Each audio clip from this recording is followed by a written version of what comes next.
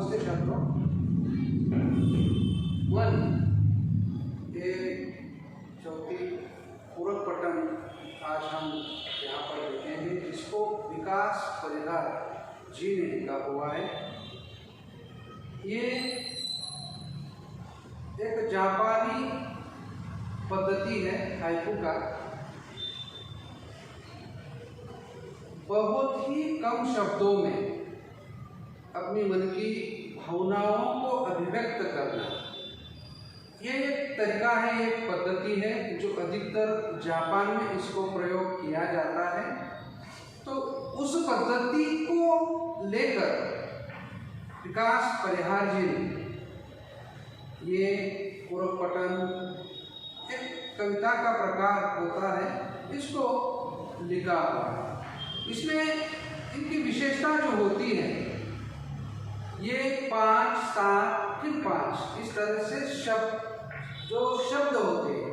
तो ये शब्द पहली पंक्ति में 5 होते हैं, दूसरी में 7, फिर तीसरी में 5 शब्द, और ऐसे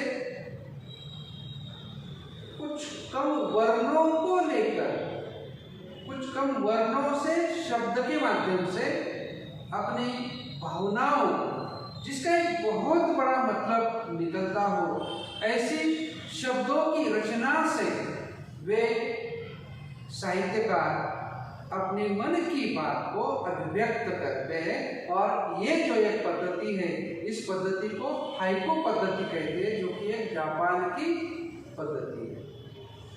पहले विकास परिहार जी का परिचय। जन्म 1983 गुना मध्य प्रदेश में हुआ है और विकास परिहार ने 2000 से 2006 तक भारतीय वायु सेना को अपनी सेवाएं दी। फिर पत्रकारिता के क्षेत्र में उतरने के बाद रेडियो से जुड़े साहित्य में विशेष रुचि होने के कारण आप नाट्य गतिविधियों से भी जुड़े हुए। सेना में उन्होंने अपना बहुत सारा योगदान, जीवन के अनेक साल उन्होंने सेना में दिए, और फिर पत्रकारिता के साथ रेडियो से भी जुड़े हैं। और फिर इस तरह से साहित्य में रुचि होने के कारण फिर साहित्य में वे आ गए, और बहुत कुछ अनेक तरह से अलग अलग पद्धतियों से, विधाओं में उन्होंने अपनी मन की बातों को यहाँ पर लिखा हुआ है। तो इस पूरक पठन में, जिसका टाइटल है मन, जैसे कहा जाता है कि दिल और दिमाग, हृदय और हमारी बुद्धि, इनका संघर्ष होता रहता है। हमारे शरीर के अंदर 2 जगहों से जैसे विचारों का प्रकट होता है, और इसका एक द्वंद्व सा हमेशा चलता रहता है, मन का और दिमाग का। इसको हम दिल और दिमाग का एक द्वंद्व, जो 2 विचारों की टकराहट जो हमारे अंदर हमेशा हमें होती है, तो ये मन हमारे अपने विचार। अब इन पंक्तियों से, जैसे हमने देखा कि हाइकू प्रकार है, बहुत छोटी सी इस पद्धति से उन्होंने अपनी मन की बात को अभिव्यक्त किया है। किस तरह से देखिए, घना अंधेरा, चमकता प्रकाश और बस इतना सा इसमें उसमें लिखा है कुछ पंक्तियों में, लेकिन इसका जो भाव है, उसका जो मतलब है, वो बहुत बड़ा निकलता है। तो उस तरह से घना अंधेरा, चमकता प्रकाश और अधिक, हमारे जीवन में जैसे दुख होते हैं, और कभी कभी हमें लगता है कि हम इन दुखों से बाहर निकलना हमारे लिए बहुत मुश्किल होता है, लेकिन ऐसे ही समय कोई एक आशा की किरण निर्माण हो जाती है, प्रकट हो जाती है, और ये जो आशा की किरण है, ये हमारे लिए बहुत महत्वपूर्ण होती है, क्योंकि हमें हमारे मन में, जो कि मन एक तरह से हार चुका होता है कि अब तो कुछ संभव नहीं है, अब तो कोई रास्ता नहीं दिखाई दे रहा है, लेकिन ऐसी अवस्था में अगर हमें कोई एक रास्ता दिखाई देता है, जो एक आशा की किरण मन में प्रकट होती है, तो ये जो छोटा सा प्रकाश होता है उस अंधेरे में, अब उस अंधेरे को तो उस छोटे से प्रकाश से कुछ होता तो नहीं है, लेकिन एक आशाएं, एक पॉजिटिव विचार मन में प्रकट होता है, निर्माण होता है कि बहुत सारे दुखों के बीच में जब कोई एक आशा की लहर, आशा की किरण दिखाई देती है तो ये हमारे जीवन में बहुत अधिक महत्वपूर्ण होती है।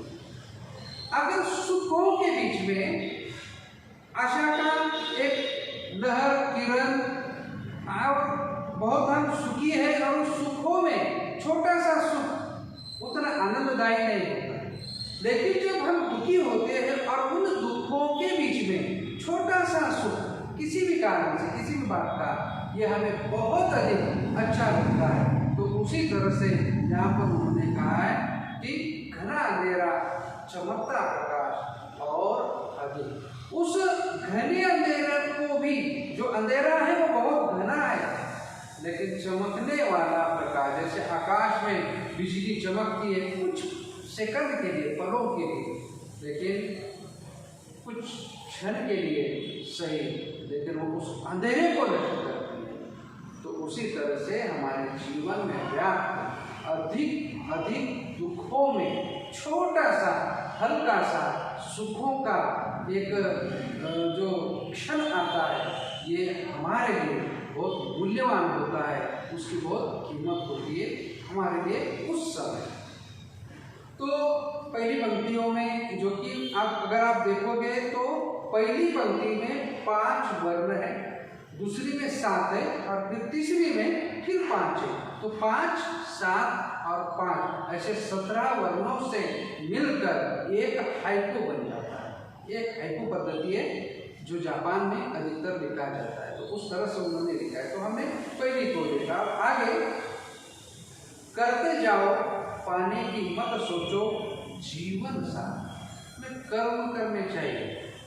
जीवन हमें पाने के बारे में, हमें क्या मिलेगा, हम जो कर रहे उससे शायद हमारे जीवन में कोई परिवर्तन होगा, कुछ प्राप्त होगा क्या, उस कर्म से हमें कोई फल मिलेगा, ये सोचने वाला इंसान जो सोचता रहता है वो जीवन में कभी सफल नहीं होता। बस करते जाओ, पाने की कभी मत सोचो। जीवन में हमेशा अग्रसर, क्रियाशील, आगे बढ़ने की चाह लेकर हमें आगे जाना चाहिए, बढ़ना चाहिए।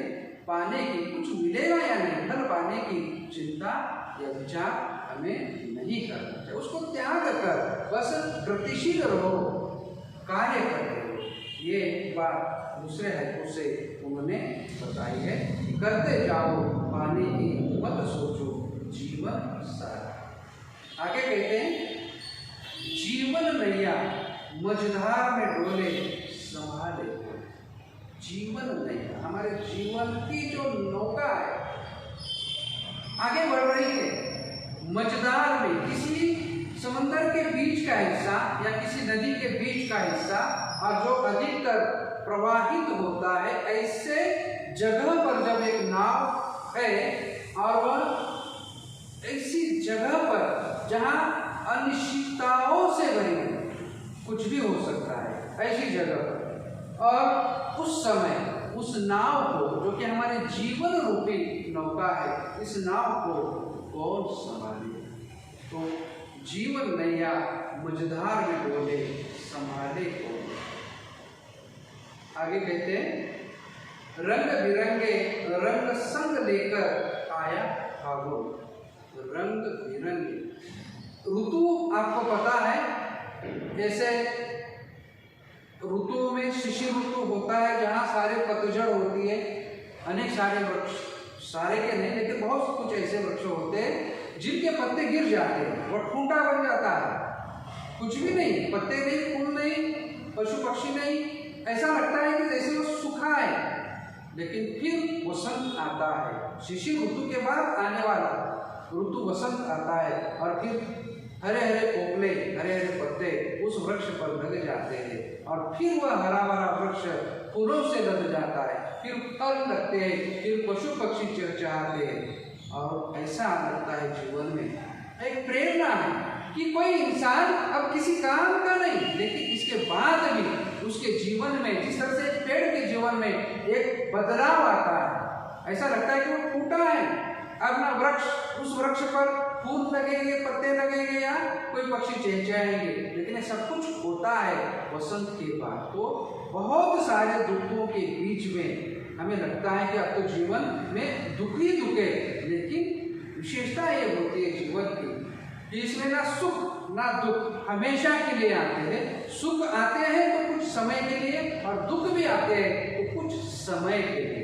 धूप और छांव की तरह ये हमारे जीवन का हिस्सा होते हैं। तो उस समय हमें, जब हमारा जीवन सुखों से भरा हो, तो हमें उसका लुत्फ उठाना है, उसका आनंद ले लेना है, क्योंकि हमें जानना है कि ये भी अधिक समय तक रहने वाला नहीं है, क्योंकि सुख और दुख ये आते हैं जाते हैं। तो जिस समय जो आया उसका हमें आनंद उठाना है। तो रंग बिरंगी रंग संग लेकर आया फागुन, कांटों के बीच खिलखिलाता फूल देता प्रेरणा। ये गुलाब का फूल आपको पता है, वो फूलों का राजा है, और जब वह बिखरता खिलता है, उसकी खुशबू, उसका सौंदर्य देखकर हर कोई मोहित होता है, लेकिन वह खिलता कांटों के बीच। तो जीवन ऐसा ही है।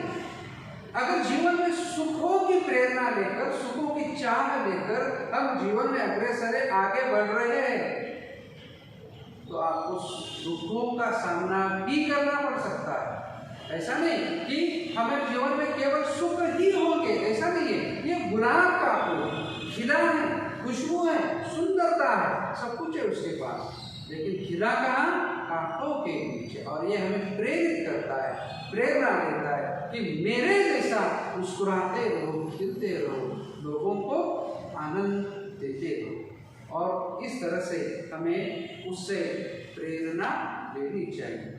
तो कांटों के बीच खिलखिलाता फूल देता प्रेरणा। आगे पंक्ति में कहते हैं, भीतरी कुंठा, कुंठा मतलब पीड़ा, हमारे अंदर जो पीड़ा है, हमारे मन में जो पीड़ा है, हमारे हृदय में जो पीड़ा है, वह दुख या पीड़ा, भीतरी कुंठा आंखों के द्वार से आनी चाहिए। क्योंकि अगर अंदर ही अंदर हम पीड़ा को रखते हैं, उसे बाहर नहीं आने देते हैं।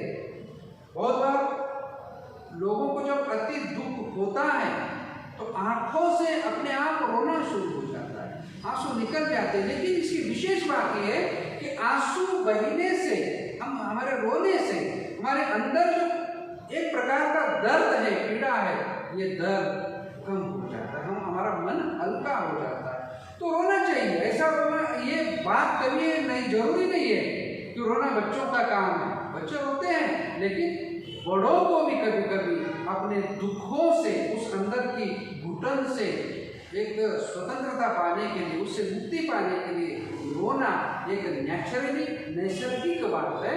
तो रोना चाहिए। अगर ये ना हो सका तो हमारे अंदर जो एक पीड़ा है, ये पीड़ा हमको खाई जाएगी। तो जरूरी है कि हमें अपने अंदर की पीड़ा को बाहर निकालना है, और किसी भी तरह से उसके माध्यम है, अलग अलग प्रकार से रोकर भी निकाल सकते हैं, किसी अपने हमदर्द से, अच्छे व्यक्ति से, दोस्त सहेली से बोलकर, या अपने रिश्तेदार या परिवार के किसी सदस्य से हम अपने मन की पीड़ा को अभिव्यक्त करके, बोलकर उससे हम मुक्ति पा सकते हैं, मन को हल्का कर सकते हैं।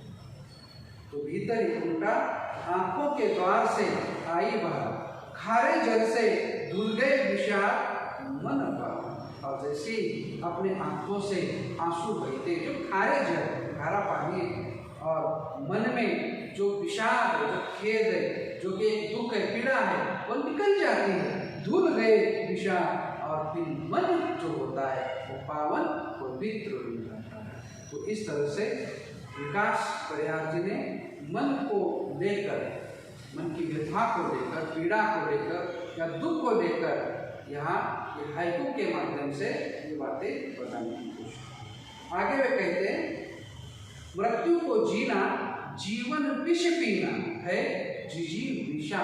जिजीविषा का मतलब होता है जीने की तीव्र इच्छा।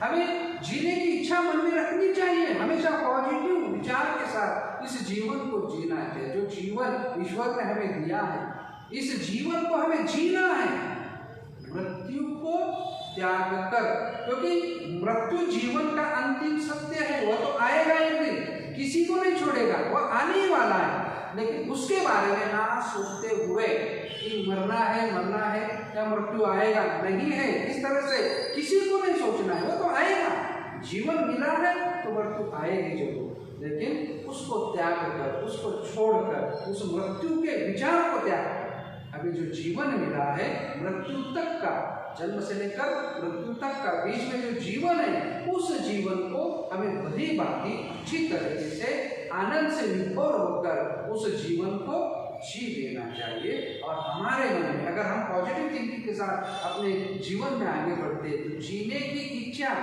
लालसा, जिजीविषा हमारे अंदर बढ़ जाती है। तो फिर हम ये छोटे मोटे संकट, ये छोटी मोटी पीड़ाएं, दुख और दर्द को ऐसे ही पीछे छोड़ देंगे और हम आगे बढ़ेंगे। जीवन में आगे बढ़ना बहुत महत्वपूर्ण बात है। आगे कहते हैं, जैसे पहले भी उन्होंने ये बात कही है, मन की पीड़ा छाई बन बादल बरसियां।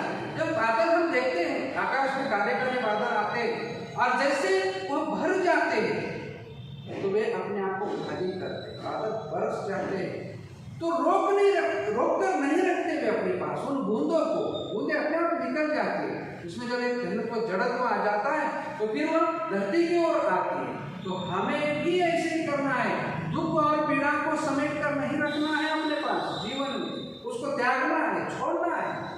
जैसे बादल हल्का हो जाता है बरसने के बाद, वैसे हमें भी अपनी मन की व्यथा या पीड़ाओं को बाहर निकालकर बादलों की तरह हल्का होना। तो मन की पीड़ा छाई बन बादल बरसी आंखें। आगे कहते हैं, चलती 7 पटरियां रेल की फिर भी मौन। जीवन में बहुत बार ऐसे ही होता है, ऐसा भी अवसर आता है कि जो रेल की पटरियां हैं 7 चलती है लेकिन कभी एक दूसरे से बात नहीं करती है। तो हमें भी चलना अधिक महत्वपूर्ण है। बात करना या कोई हमें नाराज करता है, किसी ने बोला हमें, हम मायूस हुए, हम निराश हुए, ये अधिक महत्वपूर्ण नहीं है जीवन में। जीवन में है आगे बढ़ना, आगे बढ़ने से ही रोकने वाले होते हैं, लेकिन हमें रुकना नहीं है बल्कि और अधिक। एक तरह से रेल की पटरियों के उदाहरण से बताते हमें आगे बढ़ना है। कुछ लोग होते हैं जो हमारे विकास को देख, हमारी प्रगति उन्नति को देखकर जलकर हमें रोकने की कोशिश करेंगे, लेकिन हमें रुकना नहीं है। रेल की पटरियां आपस में बात नहीं करती, हमें उन बातों में उलझना नहीं है। अगर हम उलझेंगे तो हम रुक जाएंगे, क्योंकि रोकने की कोशिश भी आपको की जाएगी, लेकिन आपको पटरियों की तरह मौन धारण करते हैं। जीवन में मौन धारण करना कभी कभी आगे बढ़ने के लिए बहुत जरूरी होता है, क्योंकि हम बोलते रहेंगे हर बात पर, हर विषय पर, तो हम उलझ जाएंगे। तो हमें उलझना नहीं है, हमारा जो लक्ष्य है उस लक्ष्य को प्राप्त करने के लिए आगे बढ़ना ही। आगे कहते हैं, सितारे छिपे बादलों की ओट में सुना आकाश। कभी कभी लगता है, कभी कभी हम देखते हैं कि आकाश में बहुत सारे सितारे हैं और सितारे तो आकाश का एक तरह की सौंदर्य बढ़ाते हैं। सितारों के कारण आकाश रात में बहुत सुंदर दिखाई देता है, लेकिन कभी कभी देखते हैं कि बादल है और कोई सितारा नहीं दिखता, कोई तारा हमें दिखाई नहीं देता, चांद दिखाई नहीं देता। अगर वह है प्रकट तो भी वह दिखाई देता है, क्योंकि बादलों से ढका हुआ है। अभी भी हम देख रहे हैं पिछले 2-3 दिनों से कि सूर्य के दर्शन तक नहीं हो रहे, लेकिन इसके बाद भी इसका मतलब ये नहीं है कि वह नहीं है, वह है, लेकिन कुछ दिनों के लिए वह ढका रहेगा, क्योंकि जीवन ऐसा है। जीवन में हमारे अगर हम बहुत दूर तक देखेंगे, आगे तक देखेंगे, तो हमारा फ्यूचर, हमारा भविष्य बहुत प्रज्वलित होता है, बहुत अधिक अच्छा होता है। लेकिन ऐसे कुछ बादल जीवन में आते हैं, लेकिन आपको विश्वास रखना है ये बादल कुछ दिनों के, पलों के हैं और इनको निकल जाना है। तो फिर सितारों का चमकना ही है और आकाश का सौंदर्य बनना ही है। इन बातों को ध्यान में रखते हुए कि ये बादल हमेशा के लिए नहीं है, हमेशा के लिए तो आकाश और ये सितारे ये हमेशा के लिए है। तो सितारे छिपे बादलों की कोट में सुना आकाश, तुमने दिए जिन गीतों को स्वर हुए अमर। अब ये उन्होंने भगवान से कहा है, तुमने ये भगवान तुमने जिन गीतों को स्वर दिए, तुमने विशेष तौर पर जिस पर आशीर्वाद रखा, किसी विशेष तौर पर विशेष कार्य पर भगवान का आशीर्वाद अगर प्राप्त हुआ तो जीवन में हम ऐसे काम करेंगे जो करेंगे वे कार्य अमर हो जाएंगे और हम कार्यों से अमर होंगे। आज तक हम जितने महापुरुषों के नाम लेते हैं उनके नाम से भी नहीं है, उनके काम से बढ़े, कर्मों से बढ़े, कार्यों से बढ़े। तो भगवान जब हम काम करते हैं और उस काम पर, कार्य पर भगवान का अवसर, उस आशीर्वाद होता है तो वह काम जो है वह करने वाला व्यक्ति है वो क्या होता है, वो अमर बन जाता है। तो लेकिन विशेष ये है कि भगवान का आशीर्वाद उन्हीं को मिलता है जो जीवन में कुछ करते हैं, बिना कुछ किए भगवान का आशीर्वाद नहीं मिलता। तो कुछ करना है, काम करते रहो, कर्तव्य का पालन करना है और फिर भगवान का आशीर्वाद मिलेगा तो हमारा कर्म, हमारा कार्य और हम अमर हो जाएंगे। और आखिरी पंक्तियों से ये बताते, सागर में भी रहकर मछली प्यासी ही रहे। सागर में मछली है, हरा जल है, वो मछली के किसी काम का नहीं। मछली क्या है, किसी भी जीव का किसी काम का नहीं, प्राणी मात्रा को भी किसी काम का नहीं, या मनुष्यों को भी उसका अधिक उपयोग नहीं होता। पानी तो बहुत मात्रा में है लेकिन फिर भी वो किसी काम का नहीं। एक तरह से उन्होंने एक संदेशा दिया है ऐसे लोगों को जो अधिकतर धन कमाते हैं। तो उन्होंने बताया है कि आप धन कमाओ लेकिन उस धन का अपने लिए, अपने परिजनों के लिए, परिवार के लिए और समाज के उन लोगों के लिए जिनको उस धन की जरूरत है, ऐसे लोगों के लिए उस धन का उपयोग करो, तब आपके उस धन का कोई फायदा हुआ, जो आपने कमाया है उस धन का कोई फायदा हो। तो इस तरह से उन्होंने बताया है कि सागर में भी रहकर मछली प्यासी ही रहे। तो आपने जो कमाया उसका सही उपयोग अगर नहीं हुआ तो उस कमाई का कोई मतलब नहीं होता, कोई अर्थ नहीं होता। तो ये संदेश इन हाइकू के माध्यम से कवि परिहार जी ने, विकास परिहार जी ने ये हमें बताया। तो इस तरह से ये जो आपकी चौथी कविता है एक पूरा पठन का हिस्सा है। मन यहाँ पर समाप्त होती है। आप अपना ख्याल रखिए, घर में रहिए, सुरक्षित रहिए। Thank you.